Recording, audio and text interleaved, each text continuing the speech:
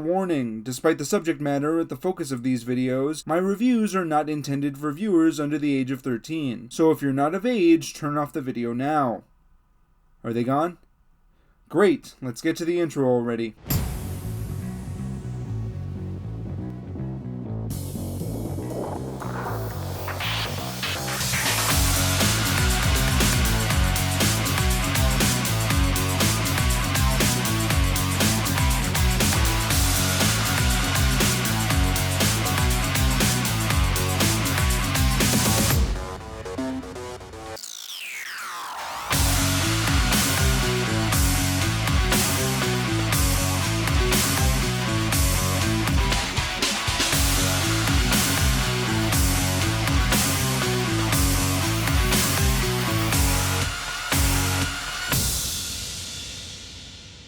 Well, this is a first. Beast Morphers is officially running on a streak of bad episodes. Now, that's not entirely fair on my part. After all, the show has only had 2 bad episodes in a row. However, if you've ever watched my reviews for any length of time, you know that I always get antsy when Power Rangers takes a turn for the worst. I've just been burned too many times with a series that presents good ideas, only to squander its potential something fierce. And if I'm being honest, Beast Morphers isn't at present the Power Rangers answer to Ninjago that I was hoping for. Sure, these characters are all drawn exceptionally well, but much like Dino Supercharged, the show isn't exploring these characters' dynamics or even giving them strong arcs. However, Supercharged still had the better Battleizer episode. Unfortunately, it was Beast Morphers' mishandling of Red Fury Mode's debut that proved to me this show is still in the Neo-Saban mindset. Still, the show technically has another chance to get the Battleizer intro right, since the original Red Fury Mode disintegrated last episode. For now, looks like the show is jumping back into filler episode territory, so let's see if they can bounce back as we look at Power Rangers Beast Morphers episode 16,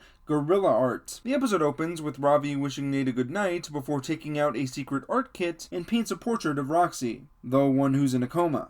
Kinda creepy if you ask me. Ravi also comments how Roxy is the only one he's told about his art, and just by the way he's talking, I can only assume that happened within the last few weeks. Ravi goes on to talk about how much his mom wouldn't like him being artsy until... Wow, that looks incredible! Smash?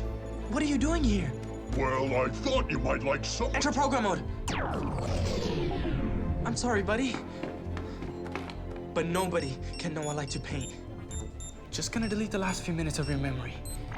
Hope this works. Wow. These first few minutes aren't painting Ravi in the best light. After Smash reboots, Ravi quickly exits and leaves the bot with an overwhelming urge to paint. Smash begins his artistic endeavors by painting in the lab, but when he needs a bigger canvas, he paints on the side of a building in the middle of the park. Ben and Betty flip out when they find the robot there, so they quickly make an excuse to break up the crowd before trying to talk Smash into going back to base. However, the bot refuses to budge since he feels inspired, so Betty calls Commander Shaw to figure out what to do. With the Rangers on the way, Ben and Betty try to wash off the paint with a fire hose, but that goes as well as you'd expect. Luckily, the Rangers arrive soon after, but they're just as confused as Ben and Betty, with Nate saying that Smash wouldn't be acting like this unless he was reprogrammed. Suddenly, a Robotron called Turbotron appears, followed by Roxy and Blaze, so the Rangers tell Ben and Betty to jet before morphing into action. During the ensuing fight, Roxy orders Turbotron to capture Smash, but Devin makes the save and tells Ravi to get the bot back to base. Turbotron calls on Tronics to keep Devin busy before flying off, and he soon finds our blue heroes. Ravi and Smash try to hide in a warehouse, so Turbotron tries to suck them out, but when Ravi tries to use the Robotron's wind against him, he nearly gets blown away. Just when Ravi can't hold on any longer, Smash blocks Turbotron's airflow, allowing Ravi to take down the Robotron. As the heroes make it back to GB, we cut to Scrozzle putting the finishing touches on the Beast Powers upgrade in the Cyberverse. Suddenly, the much-mentioned Vargile shows up, demanding that Scrozzle hand over his stolen Fury Cells. But Scrozzle is quick to blame Blaze and Roxy for wasting the cells. In response, Vargoyle attacks the avatars, but before he can finish them, Evox reveals himself. Scrozzle introduces Evox to Vargoyle, saying that the new baddie was a creation of Scrozzle's that went rogue thanks to the power of the Fury Cells. Evox is happy to have this new ally, and even promises Vargoyle the Beast Powers upgrade just to get him on the team. After Vargoyle teleports out, Roxy and Blaze are upset since Evox promised the upgrade to one of them, but Evox clarifies that the upgrade upgrade will go to his strongest servant, which is neither Blaze nor Roxy. Back at GB, Smash apologizes for all the trouble he caused, but before Ravi can admit it was his fault, the other Rangers walk in with Commander Shaw. Ravi asks what they plan to do, and his mother says they need to figure out why Smash is obsessed with art, adding that it's a waste of time for any member of Grid Battle Force. While scanning Smash, Nate discovers the bot's interface was corrupted, meaning the Rangers can't use the Wheeler Zord. Shaw orders Nate to fix the problem right away before leaving the room, and Nate then discovers that someone tampered with Smash's systems. As the team questions who would alter the bot, Ravi comes forward and even reveals that he reprogrammed Smash because the bot saw him painting. And even though they like his art, he explains that his mother is the reason he kept it hidden. The Rangers are then called to deal with a break-in, but Nate stays behind so he can restore Smash's systems. When the team gets to the warehouse, they find a hooded figure who is very clearly Vargoyle, and he proceeds to act like he's outmatched after the team morphs. At Vargoyle's request, Scruzzle deploys a Gigadrone, and Devin leaves to take care of it after the detectors go off. However, Devin has trouble with the drone since it's airborne, so he calls on Zoe for air support, and she leaves as soon as the team ties up Vargoyle and Cable. However, even Zoe has trouble taking down the drone, but it's just in time since Nate gets Smash fully operational and ready for action. This is Ravi's cue to leave so he can help the others, and as soon as it's one-on-one, Vargoyle reveals himself and beats the shit out of Steel at full strength. Back at the Zord fight, Ravi launches Devin into the air so he can slice the drone, but it's a hollow victory since Steel is continually beaten down until he demorphs. Vargoyle's ready to finish the Robo Ranger, but Nate shows up in the nick of time to give his bro some backup.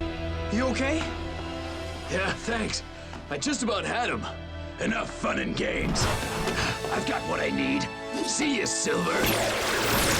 Looks like you made an impression. Hell yeah, I love general feuds. After the fight, Evox is so impressed with all the Morphex Vargoyle gathered that he immediately gives the upgrade to his new general, and even says they can rule together once Evox is taken over. Roxy and Blaze are pissed over this new development, so they decide to get rid of Vargoyle by working together. Hell yeah, I love general fights. Back with the Rangers, Ravi is in the midst of apologizing to Smash, only to find out the bot has known about his art for months now. Smash goes on to say how he knows that the commander would hate it if she found out about Ravi's art, so he kept the Blue Ranger's secret safe as a way of protecting Ravi. Ravi is so moved by this act of kindness that he hugs Smash and regrets not trusting him in the first place. After that heartfelt moment, the team is just about ready to take a break from watching Smash's art, and the episode ends with Betty accidentally getting soap buckets flung on her and Ben's head. This episode is not great, but it does a surprisingly effective job moving the series plot forward. However, for comparison's sake, I have to say this is the weakest Blue Ranger focused episode of the season so far. While it does have everyone discover Ravi's secret love of art, it also makes him look like a pretty horrible person. For starters, there is something a little creepy about Ravi painting real Roxy while she's in a coma. I know that the show established how Ravi goes and talks to Roxy about his day from time to time, but him painting her was a step too far in my opinion. However, Ravi painting comatose Roxy is more of a nitpick, especially when compared to what the Blue Ranger does to Smash. At first I thought that Ravi had wiped the bot's memory several times before, and that's why he did it so suddenly, but that's clearly not what happened since Smash needs to be reprogrammed by Nate later on. I realized that Ravi panicked and probably wasn't thinking straight, but after 2 episodes talking about how robots are people too, this is an extra shade of wrong. But hey, at least Ravi felt guilt over what he did to Smash, which is more than I can say for the last Blue Ranger I talked about on this show. To the show's credit, they also try to tack on this message of trust at the end, but by that point I was way more interested in what the villains were doing. When Vargoyle was mentioned a few episodes ago, I was 100% sure that he was going to be introduced as the main villain for next season, so imagine my surprise when he showed up here and single-handedly rescued this episode from being terrible. I love everything about this guy, from his past with Scrozzle to how he deals with the Rangers, and I especially love that the Roxy and Blaze avatars hate him for taking the beast powers. General infighting is always an intriguing prospect for Power Rangers, and while it has been downright awful over the past few seasons, I still want to see if Beast Morphers can handle it well. Speaking of general fighting, I am ecstatic that Steel and Vargoyle look to be rivals for the remainder of the series. I didn't need Nate's line about making an impression, but I'm looking forward to this all the same. Overall, this episode has some questionable acts by the Blue Ranger and a tacked on message, but at the end of the day, the villain stole the show here. Vargoyle brought so much intrigue into his introductory episode episode that I am now looking forward to what happens next with him and all the potential storylines he could be a part of. I'm Nick,